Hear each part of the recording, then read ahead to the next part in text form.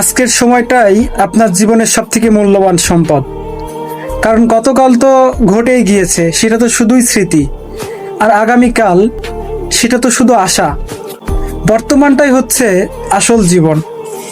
আপনি একটু ভেবে দেখুন তো, আপনি যখন ছোট ছিলেন তখন ভাবতেন যে আপনি কবে বড় হবেন, কিন্তু আজ বড় হওয়ার পরে আপনি ভাবছেন যে ছোটই হয়তো বা ভালো ছিল। ছোট ছিলাম তখনই ভালো ছিল, কোনো টেনশন ছিল না, কোনো কিছু ছিল না। কিন্তু আজকে আপনার কত টেনশন, জীবনটা মানে কঠিন হয়ে পড়েছে। আপনি হয়তো বা ভাবছেন যে সামনের দিনগুলা আরো বড় হবে, আরো ভালো কিছু হবে। আসলে সামনের দিনগুলা কখনো ভালো হয় না, যত দিন যায় ততই কঠিন। বাস্তবতা এটাই আপনাকে মেনে নিতে হবে।